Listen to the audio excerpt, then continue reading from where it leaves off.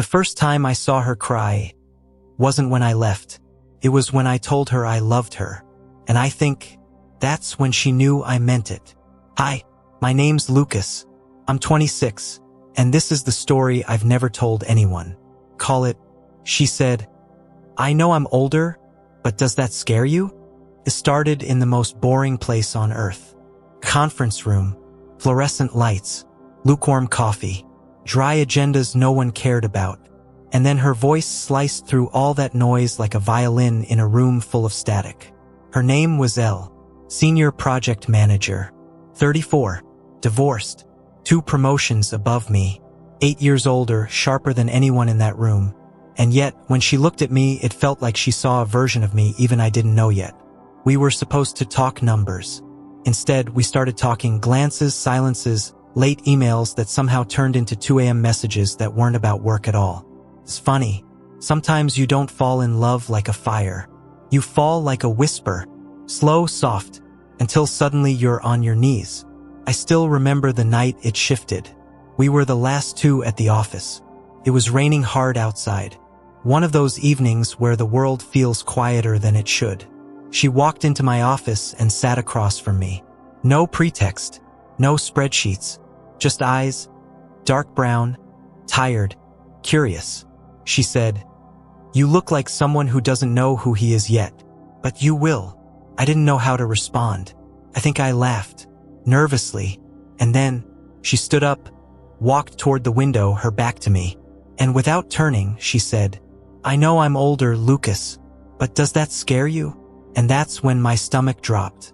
Not because I didn't know the answer, but because I did. You see, growing up, love wasn't something I admired. My parents fought like it was a sport. My dad cheated. My mom forgave too much. So when I felt something real for Elle, something raw and untamed, I didn't trust it. But that night, as the rain tapped against the window and she stood there waiting for an answer, I stood too and walked toward her. Not to kiss her, not to confess, just to stand beside her. I whispered, "I think you scare me, but not because you're older. You scare me because you see me." She turned. Her lip trembled just a little. And then she said something I'll never forget. "Don't fall in love with me, Lucas. I break things I care about." And just like that, she left. No goodbye, no explanation, just the sound of her heels fading down the corridor. I didn't sleep that night. The next day at work, she avoided me like I was a ghost. Meetings became awkward, emails strictly professional. I tried to focus on work, on deadlines, on the new intern we had to onboard. But something was off. And then it happened. I was in the break room microwaving coffee because I was that emotionally unstable, and I overheard 2 senior execs talking. HR flagged something about Elle. Personal drama. Rumor is she got involved with someone junior. Higher-ups aren't happy. My blood ran cold because I knew they were talking about us, even though technically nothing had happened. And just like that, a new project came in. They reassigned her. She wasn't in the Monday meeting or Tuesday, and by Friday, her nameplate was gone. I texted. No reply. I called. Straight to voicemail. Weeks passed. I tried to move on. I even dated, but no one felt like her. Until the day I got the letter. Handwritten. No return address. Just one line. "You deserved someone who didn't run." No name, but I knew her handwriting like I knew my own breathing. I drove straight to her apartment. She didn't live there anymore, but her neighbor, an older woman with curlers and a half-finished cigarette, looked me up and down and said, "She left 3 weeks ago, packed up, quiet, said she was going somewhere quieter, somewhere far." I asked, "Did she say why?" She just shrugged, said she got tired of being a problem. The next part is where things unravel. A month later, I got promoted, a role she once held. I should have been proud, but every time I walked into her old office, it smelled like ghost. And then, a new email popped into my inbox. No subject line, no sender name, just a single message. "Would you have chosen me if it meant losing everything?" I stared at that screen for hours, trying to type, trying to forget, trying to remember if I even had a choice. That was the moment I realized this wasn't just a story about falling in love with someone older. This was a story about timing, about fear, about how sometimes the people who feel most right come into your life at the most wrong time. And maybe that's what makes it unforgettable. But that's not where it ends. Because one night, I saw her again, and what she told me changed everything.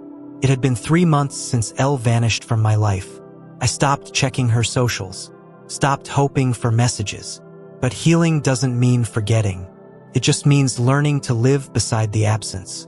Then one Saturday in October, I went to an art show downtown with a friend. I almost didn't go, but something pulled me there. Some part of me that still believed the universe had a better memory than I did. We walked through aisles of minimalist canvases and overpriced wine, pretending we belonged. And then, I heard a laugh. Not just any laugh. Hers. Low, warm, a little guarded, like someone trying not to laugh too loud. I froze, turned my head, and there she was. In a navy blue coat, her hair tied back, wine glass in hand, standing beside a tall man in a gray blazer. She looked lighter, not happy exactly, but freer, like someone who had finally exhaled after holding her breath for years. My friend nudged me. "You okay, man?" I didn't answer. I just started walking, and as I approached, she turned, like she felt me in the room. Our eyes met, her lips parted, but no sound came out. She looked at me like I was a painting she wasn't ready to see again. I whispered, "Hey!" She blinked. "Lucas." The man beside her looked confused. "Everything okay?" She nodded slowly, still staring at me. "Yeah, just give me a minute." He walked off, and we stood there, surrounded by strangers and silence and the weight of what we didn't say. Finally, I broke it. "Why did you leave like that?" She looked down at her glass, then back at me. "Because I loved you, and I didn't want you to drown with me." That line hit harder than I expected. I stepped closer. "You think I wasn't already drowning without you?" She laughed bitterly. "Lucas, I was your boss. The rumors were already circling. If I stayed, I'd have destroyed your career. Maybe both of ours." I looked around the room. "You think I cared about any of that?" She didn't answer. I took a breath. "And the letter? The email?" She nodded slowly. "I wrote them. I couldn't face you." Her eyes filled, but she didn't cry. Then I asked the one question that had haunted me since the night she walked out. "Did you love me?" She closed her eyes and whispered, "I still do. I don't remember leaving the gallery. Don't remember how I got to my car. All I remember is how quiet the world became after that. How strange it felt to know the thing you lost still existed, but not in your life." A few days later, she called me, told me she was living upstate now, freelance consulting, renting a place near the lake. And then she said, "You can visit if you want." I drove up that weekend. The lake was still. Her house was small, simple, books stacked on every table, cat that didn't like me. But she looked different there. Barefoot, no makeup, hair messy. Real. We talked for hours. She told me about the divorce, how it broke her sense of safety. Told me her ex said she was too intense to love. I told her he was an idiot. We sat on the porch as the sun dipped behind the water. And that's when she asked, "Would you have chosen me if it meant losing everything?" I turned to her and said, "I didn't lose everything. I only lost you." She looked away, blinking fast. "I was scared," she whispered. "So was I said. "But we still found each other again." She reached for my hand, and for the first time, didn't pull away. That weekend felt like a dream we shouldn't have touched. When I left, she hugged me like maybe she'd let go forever if she held too long. Back home, I went to work. But things were different. Meetings felt hollow. Promotions didn't matter, because I'd touched something real. And everything else suddenly felt made of plastic. One night, I got a message from her. Just 3 words. "He came back." I knew who she meant. Her ex. The one who made her afraid to be loved. The one who left bruises on her self-worth. She didn't explain, just said, "I'm okay. Just needed you to know." But I didn't believe she was okay, so I drove up again. When she opened the door, I could see it in her face. Something was off. Her eyes were red, her voice shaky. I asked her straight, "Did he hurt you?" She looked down. "He wanted to talk," said he wanted closure. I stepped forward. "Did he hurt you?" She didn't answer, which was answer enough. I told her I wasn't leaving this time. Told her if she wanted me gone, she'd have to make me go. She didn't. We sat in silence that night, and eventually, she leaned on my shoulder, whispered, "I don't know how to let you love me." I held her hand and said, "That's okay. I'll wait. I'll just sit here until you do." But even the strongest moments have cracks, because a week later, she disappeared again. Phone off. House empty. Cat gone. No note this time. Just silence. Like she was never real. Like we made her up. And just like that, she was gone again. Only this time, I wasn't sure she was ever coming back. And what I found next wasn't what I expected. There are goodbyes that echo, and then there are the ones that don't make a sound, but still somehow tear your world in two. When Elle disappeared the second time, something in me broke. Not shattered, not like glass, no, more like paper, folded in too many places, creased and tired, but still intact. Barely. I drove to her place. The windows were boarded, mailbox overflowing. The neighbor, the one with the cigarette and no filter, looked me up and down and said, "She left. Again." Didn't say where this time. Some people are just made to run, kid. I didn't believe that.